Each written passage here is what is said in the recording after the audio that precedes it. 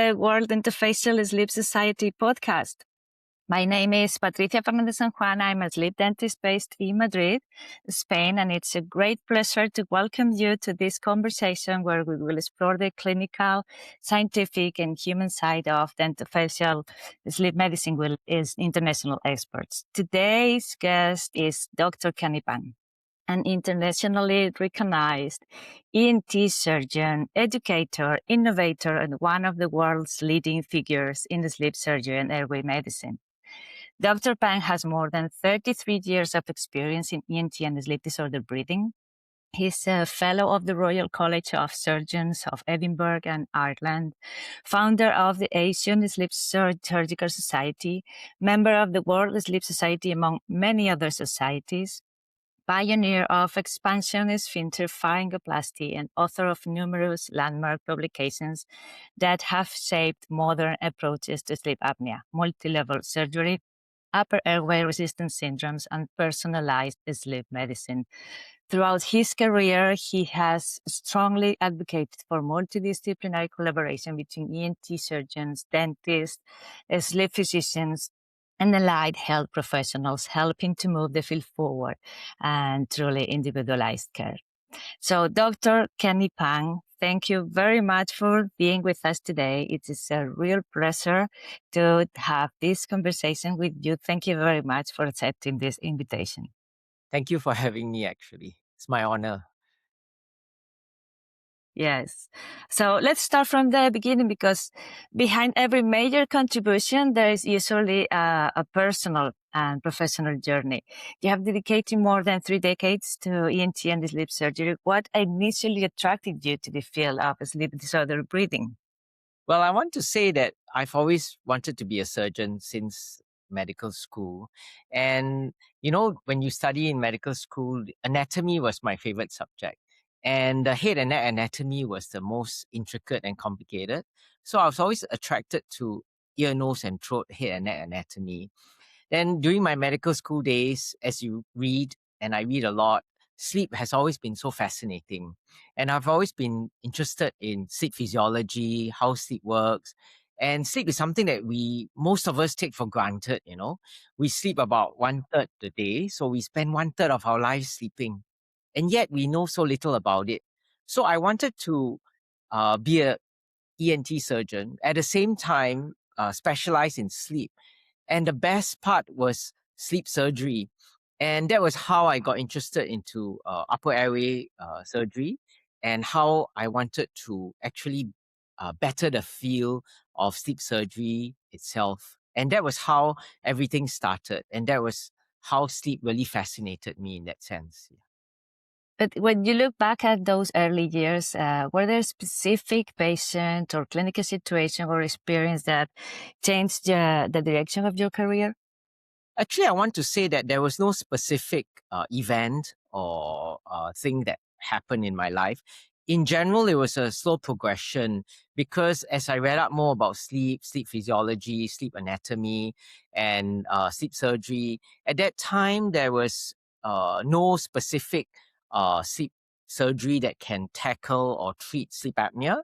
And at that time, in the 1960s, it was only a tracheotomy where they had to put a hole in the neck. And even at that time in the 1970s, 60s, and 1990s, when I first started practicing medicine, the palatopharyngoplasty was really producing only very dismal success rates, about 40 or 50% success rate. So I kind of knew that sleep surgery had to advance, and that as sleep specialists, we need to figure out how sleep works and what can make us more rejuvenated in that sense, because there were a lot of people with very poor sleep quality, and they used to think that, I got to sleep more. But we realized that some of them, no matter how much they slept, they still wake up tired. And that really spurred me on in the sense of sleep medicine and sleep surgery itself. But I guess that at that time, sleep surgery was not yet as widely accepted or understood as it is today. So what convinced you that this field would become so important? Because a lot of people took it for granted. And that's one thing that I realized, that we need to increase awareness. And when I first started, I went out and gave a lot of talks on snoring and sleep apnea. Many people thought that actually snoring was normal, that, my husband snores, but everybody snores. So at that point, when I started giving talks in the 1990s, a lot of people didn't even understand the word sleep apnea. They couldn't even pronounce the word apnea. But now sleep apnea is so common. In fact, one of the highest searched Google terms is not just snoring, but sleep apnea as well. So I realized that there was a lot of awareness that needed to be increased. And I went out to give out talks and wrote books about snoring, sleep physiology, sleep disorders, and things like that. And then as I saw a lot of patients in ENT, as I examined the upper airway, I realized that there were a lot of people that or rather a lot of sleep surgeons that did not realize that there were different patterns of collapse of the velopharynx, which is the palate. And we used to use the Muller's maneuver. And now we have the drug-induced sleep endoscopy, which is even gave us more information. And at that time, I realized that there was a lot of lateral wall collapse of the oropharynx, of the velopharyngeal region. And there was also a different type of pattern where there was anterior posterior collapse of the velopharynx, retropalatal space, and there was also concentric collapse of the velopharyngeal space. So these all spurred me on to realize that there must be better surgical technique, not just a uvulopalatopharyngoplasty, because one size does not fit all, right? So that was how my invention started and how I realized that there was really a need to invent something, so that the success rate will be better. Of course, I must say that your career has been closely linked to innovation, and one of the clearest examples is the expansion sphincter pharyngoplasty. It was in 2007 that you introduced this technique, right? It's one of the most interesting aspects of this approach is that it's not only simply about removing the tissue, as you're saying, for the UPPPP. It's but about preserving, restoring, or reorganizing the anatomy. Why do you think this concept is so important in sleep surgery? Yes, so in general, at that time, we realized that in sleep arena itself, sleep surgeons were giving ourselves a bad name because we did a uvulopalatopharyngoplasty, which is the UPPP, and the success rates were dismal. And therefore, I cannot blame the pulmonologists and the dentists as well for frowning on sleep surgery, because at that time, everybody says, no, uvulopalatopharyngoplasty, again, it doesn't work. So at that time, in the 1990s and early 2000s, there was a real need. And the mother of innovation is need. So because there was need, there was definitely innovation that had to come out. So at that time, I went to the dissection lab and I looked at the cadaveric dissections of oropharynx. And I looked back in the history and I realized that it was described as a sphincter, the oropharyngeal region, the palatopharyngeus muscle. In fact, Otti Cochlear in 1960s described moving the palatopharyngeus muscle, approximating it to the center in order to treat cleft palates. So I was asking myself, this sphincter that Otti Cochlear described can be used to rotate the palatopharyngeus muscle in patients with bulky lateral pharyngeal walls. And instead of closing it, we can actually use the muscle to stent it, to keep it open, pretty much like a curtain where you would hold the curtains to the side. So that was how the expansion sphincter pharyngoplasty came about, all with the need to innovate, to realize that the lateral pharyngeal walls are the ones that collapse sideways a lot during obstructive sleep apnea. And with that muscle, and with the idea that the muscles can be used to be rotated superiorly, laterally, and anteriorly, that was how the entire expansion sphincter pharyngoplasty started. That was how we actually found that this procedure actually works for patients with bulky lateral walls. And moreover, during that time, I also realized that there was a lot of anterior posterior collapse of the soft palate retropalatal space backwards. So then I also created this anterior palatoplasty, which basically is making a simple rectangular box on the anterior surface of the soft palate and suturing it forward and superiorly in order to open the anterior posterior space of the velopharynx. That was how the entire procedure was innovated. So thank you very much for describing it. Now it's widely performed all over the world. Thank you for this invention, Dr. Pang. But another key anatomical area is the nose. Yes. The nasal obstruction may not always be the primary cause of ulcer, but it can strongly influence the breathing, sleep quality, or tolerance to the different therapies. In fact, in your research, you've described nasal surgery as pivotal but not primary. Could you explain that concept, please? Thank you very much. Thanks for asking. You know, in the old days, we used to think that treating the nose will cure sleep apnea. So there were many studies, meta-analysis, systematic reviews that showed that by doing the nose alone for a patient with sleep apnea, we're doomed to fail. In fact, wide-scale studies have been shown, robust studies, meta-analysis that showed that if a doctor or surgeon only operates on the nose for sleep apnea, the success rate is only 15%, and that's very low. However, what inspired me was a article that I read from Japan. And the article clearly states that the primary site of flow limitation may not be the site of obstruction. What does that mean? That means that, for example, if the nose is blocked, that it would be the primary site of flow limitation because there is very narrow, so the resistance is high, but the site of collapse is actually the palate or the tongue. So the site of primary flow limitation may be the nose, but the collapse is downstream at the distal end. So what it's trying to say is that the nose surgery is pivotal but not primary. That means if you do nose surgery alone, the success rate for sleep apnea is very low.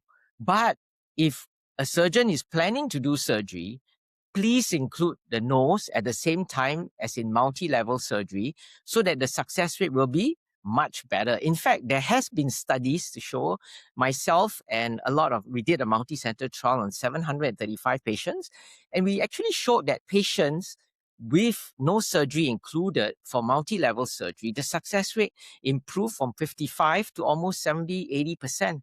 So we know that the nose is pivotal but not primary. That means if we were planning to do any form of surgery, please include the nose so that the airway resistance is much lower. Because we also know that 50% of the entire upper airway resistance is in the nose. That is why the nose surgery is also very important to be incorporated together with multi-level surgery.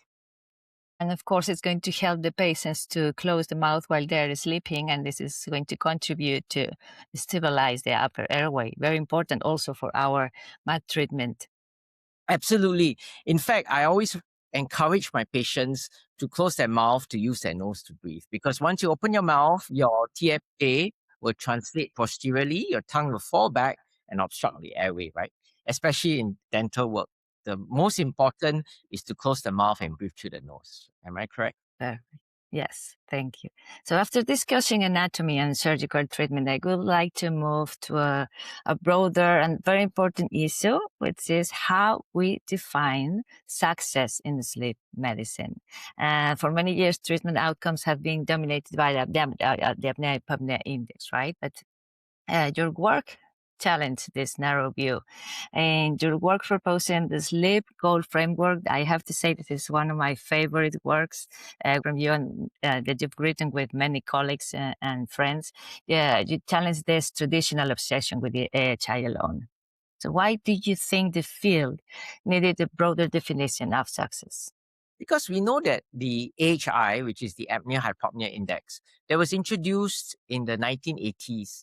It's a very arbitrary term. It's good. We understand that it gives us a ballpark figure. It's like a yardstick that tells us whether or not a patient has severe or mild sleep apnea, because it does tell the number of times a patient stops breathing per hour. However, having said that, when you look at success rate, it cannot be based on just AHI, because a patient's body, every patient, every person reacts differently to a different apnea index or different hypopnea index. That means to say that I can have an AHI of 50, but I may not have hypertension. Another patient with AHI of 50 may have severe hypertension. And this is all confounded by multitude of factors like obesity, genetics, diet, exercise, smoking, alcohol, and blah, blah, blah. We know all that. So a patient is very holistic.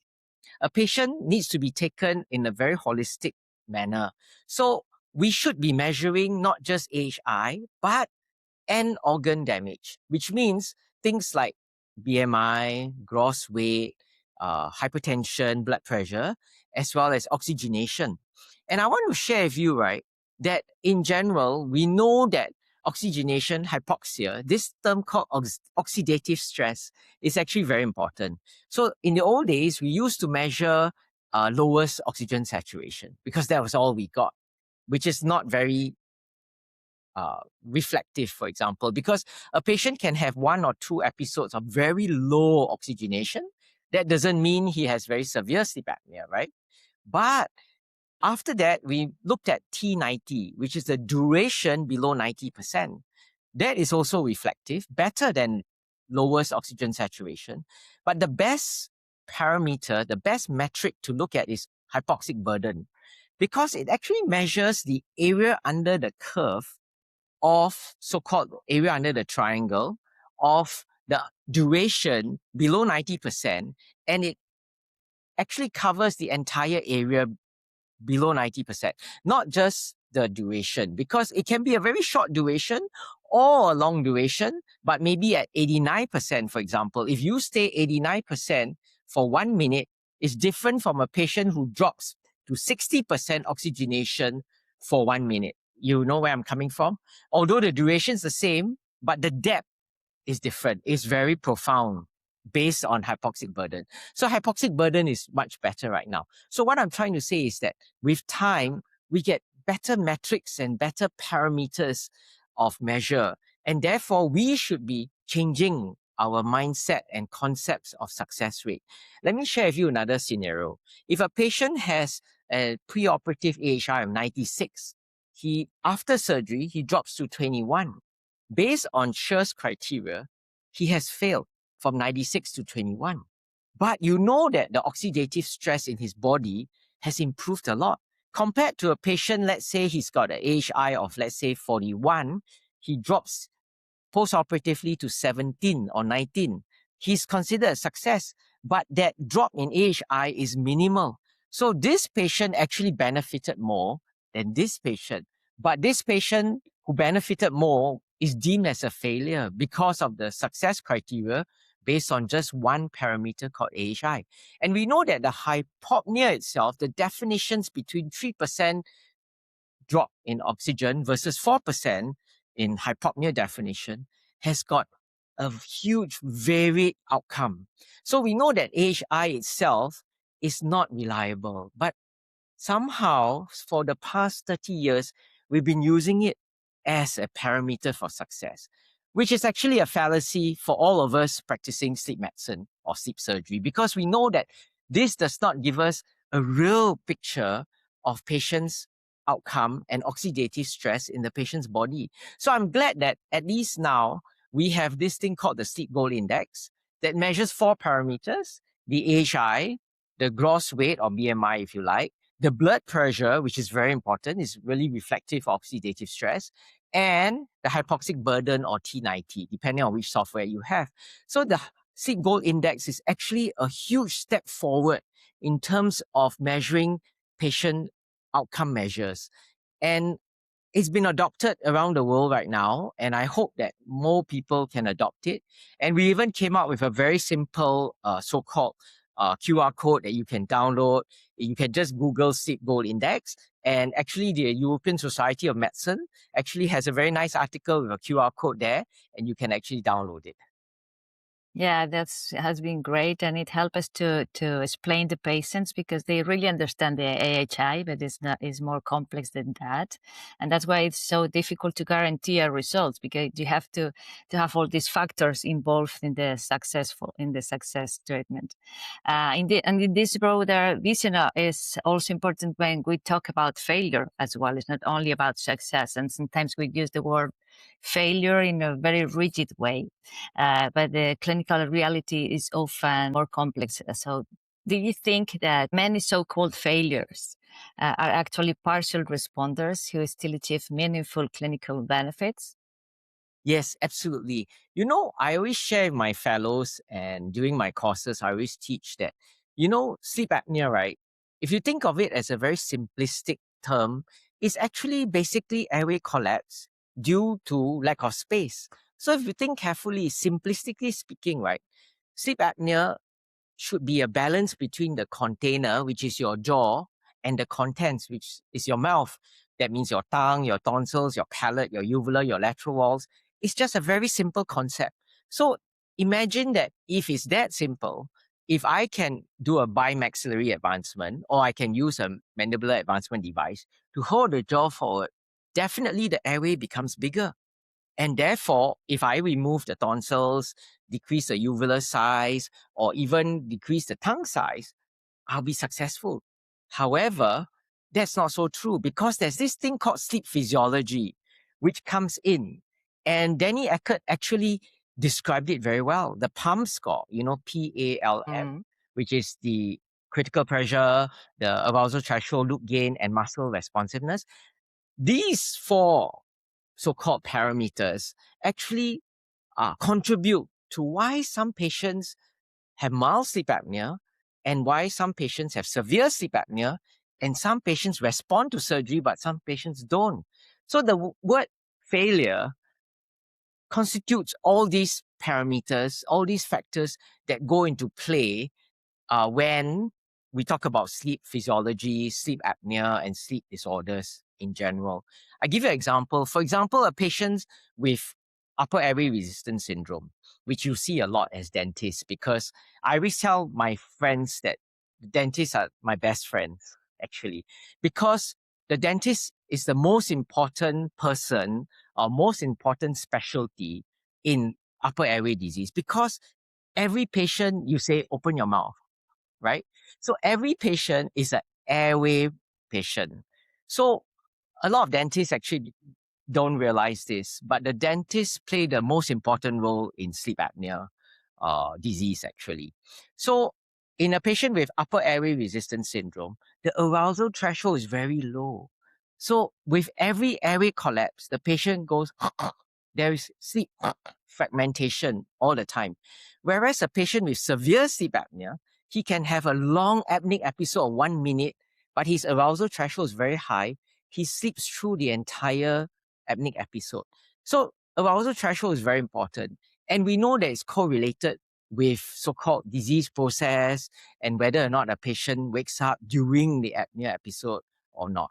That's why upper airway resistance syndrome is one of the examples. Yeah.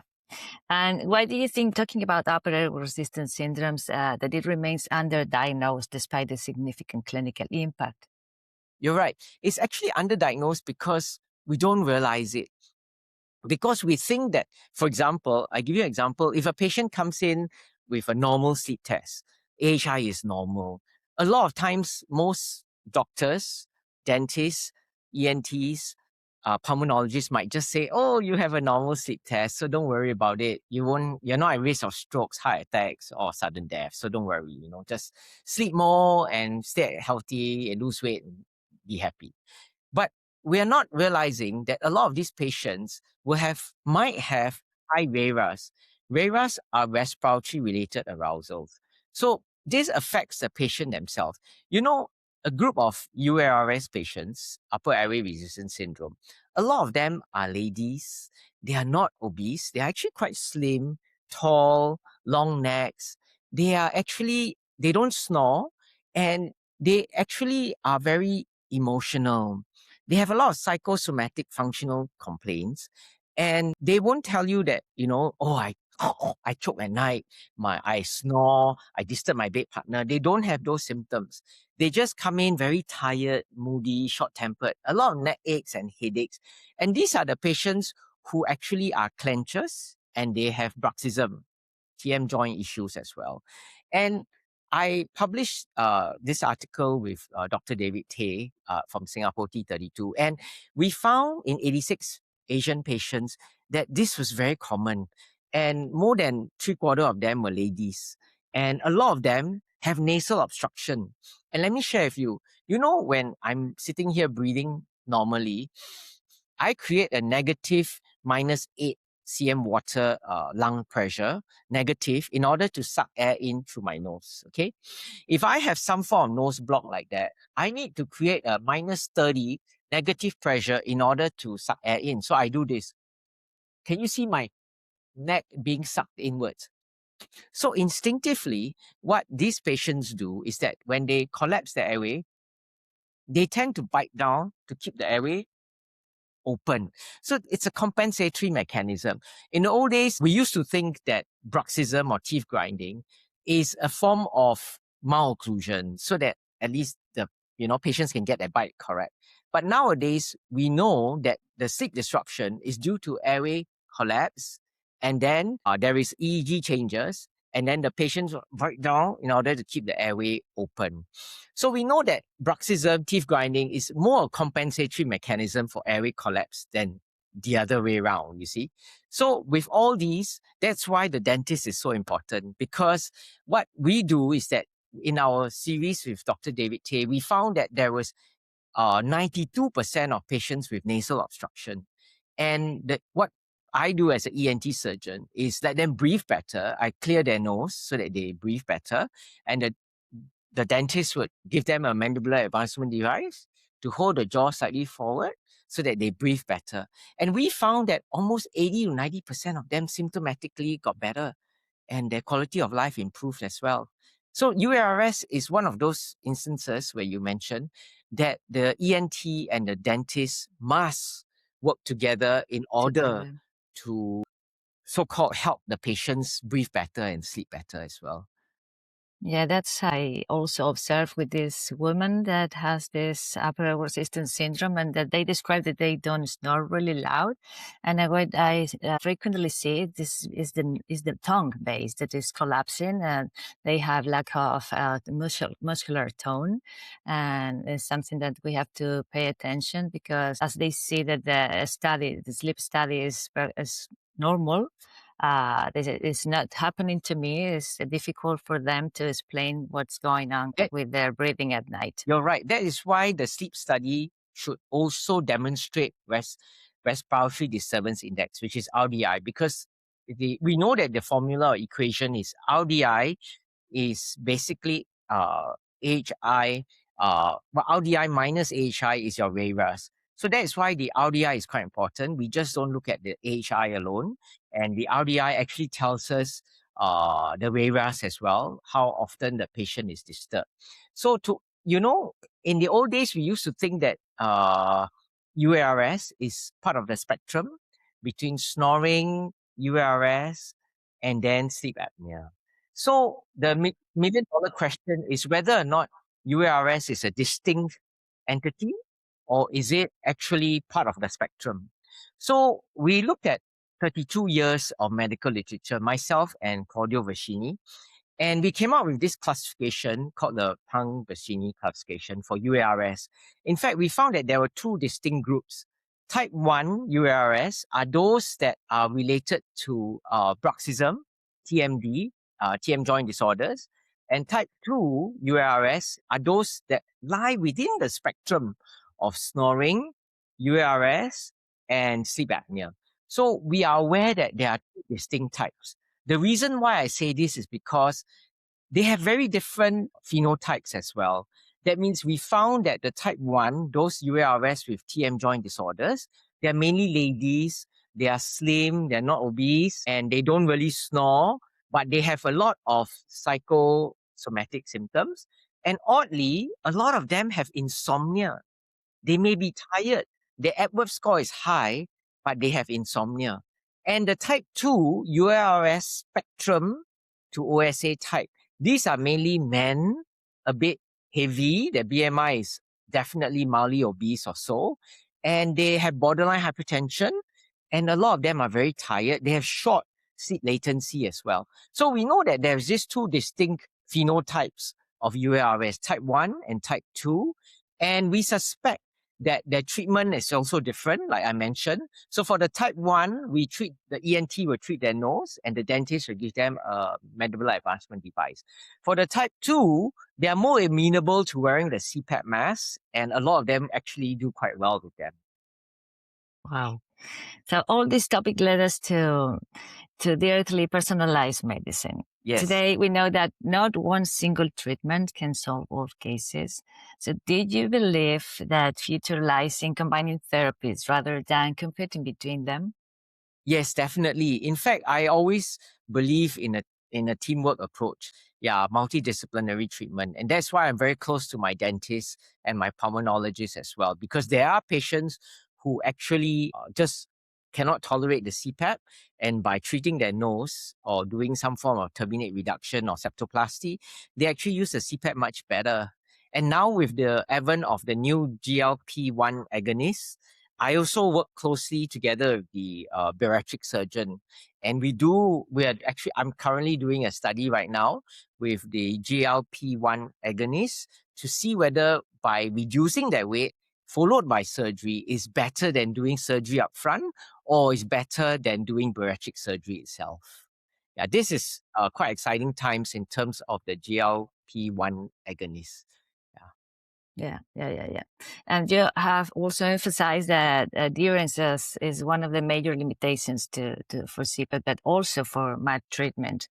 What strategies did you recommend to improve adherence across both therapies? In general, for patients who actually need to wear the mandibular advancement device, I always have to ensure that their nose is clear. I get all my patients to sleep on their side. So I believe strongly in positional therapy. Whether or not they are positional apneic, I tell all patients to sleep on their side. I teach them and I clear their nose so that they can breathe through their nose. If necessary, I get them to use a mouth tape as well so that they can keep their mouth closed at night. And of course, I teach them sleep hygiene, which is sleeping regularly, avoiding exercise 4 hours before sleep, avoiding coffee, tea, caffeine, stimulants, alcohol, and things like that. Yeah, so I'm a full proponent for sleep hygiene as well. Of course. Talking about positional therapy, that is another field that seems simple, maybe very relevant for some selected patients. And you have another multicenter study of head of bed elevation that shows promising results. Which also phenotypes are most likely to benefit from this head of bed elevation? Because we are used to recommend to sleep on the side, but we don't recommend that much this head of bed elevation technique.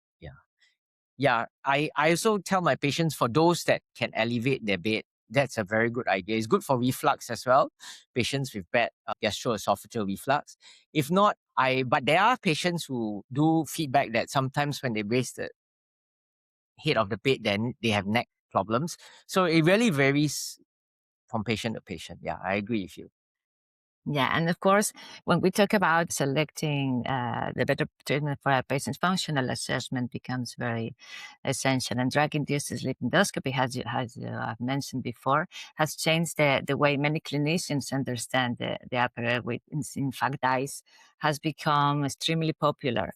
Yet one of your multicenter studies suggested that DICE alone may not always predict surgical success. So how should clinicians interpret DICE today? I do teach DICE, I still recommend that my fellows begin with using DICE so that they can at least get a better understanding of the upper airway, how the airway collapses during sleep. And all this is quite important, and to be comfortable with airway disease in general. But I want to say that the jury is still out in terms of whether or not the final outcome, because we know for a fact that actually there are many multi-center trials and meta-analyses that show that the awake airway is very different from the asleep airway. And we know that our judgment calls, our surgical decisions are different based on the awake airway and the sleeping airway. But the $1 million question is whether or not the final outcome of the surgical procedure actually benefits the patient. So I want to say that at this point, the jury is still out, but I must give credit to drug-induced sleep endoscopy because it really gives real-time information on whether or not which anatomical site or structure actually collapses, because we do have surgical technique that addresses this specific anatomical site of collapse. So I want to say that yes, I still believe in DICE, and I believe that starting up young surgeons should start doing DICE so that at least they get a better idea of what the anatomy looks like during sleep. The other thing is what can we achieve after the treatments, because so many factors are involved that we cannot control everything. You are And right. do you think DICE can help identify responders to mandibular advancement devices? Definitely. In terms of the jaw thrust technique, I'm a proponent of that. And I know that you invented a very nice device that helps doctors actually determine how much advancement to do. And I'm a full proponent of using your appliance as well. And that jaw thrust during DICE actually helps prognosticate and actually tells whether or not how much advancement is beneficial for the patient. Yeah, we have a high predictor of success with that, but we have to say, of course, as with the surgeries, that we cannot guarantee 100% for all our patients. So it's a tool that is helping us, but there are many things to take into account. So now looking further into the future, what innovations excite you the most right now? Artificial intelligence, wearable technologies, robotics, computational airflow analysis, pharmacological approaches? Yeah, I want to say that starting from diagnosis, because diagnosis is still the bottleneck, right? Because having symptoms doesn't mean you have sleep apnea. It does give you a very strong idea that you might have, but diagnostic devices is still the bottleneck of the entire sleep disorders. So I want to say that definitely wearable devices will probably spearhead everything. Like, for example, the Apple Watch or even the Apple apps on the phone nowadays. If only somebody can just come out with a device that, perhaps you put on your finger and connect to your iPhone or your Android, and it will give you entire data on your sleep test itself and medical grade. That would be perfect. And of course, AI, I know that there is a lot of so called interest and talk about AI. If only you can just feed in your data, your parameters, your cephalometric data into AI itself, and the AI tool will tell you whether or not you'll be successful, whether you should decide to go for surgery or not. That would be perfect. But it's still early days, and we're not there yet. But I want to say that perhaps we're getting there in the next couple of years. We don't know for sure. But yes, pharmacological therapy, I want to say that maybe not now, because we still cannot find a fine balance between stopping airway obstruction or airway collapse just based on the tablet itself. So we cannot find the center in the brain that causes airway collapse for now. So pharmacological therapy, we're still not there. But like you said, I totally subscribe to a multidisciplinary approach. That means myofunctional therapy has also a role to play in sleep apnea. I'm sure you agree with me. And of course, oral appliances, surgical intervention for the nose, palate, and tongue. Yeah, anatomical correction is definitely also part of the role. I wanted to talk about this medical and dental connection that you've mentioned before. And every time I listen to you in your lectures, you always have this message that the dentist is one of the ENT surgeon's best friend. And I think this collaboration is essential. But if we have to imagine the ideal multidisciplinary sleep team in 2026, what should the team look like? I want to say definitely the dentist, the ENT surgeon, and of course the pulmonologist. And don't forget the sleep psychologist as well, because, uniquely I run a sleep center. So I see two main groups of people. One extreme, which is the people who are always tired. They say, hey, doc, I'm always tired. I can't keep awake. And then the other group who can't fall asleep. Doc, I'm very tired, but I can't fall asleep. So these are the main people that I want to see in my multidisciplinary approach. And we mustn't forget the pediatrician, because I see a lot of children, and we mustn't forget that sleep disorders is very common in children, especially sleep apnea, and it affects their growth.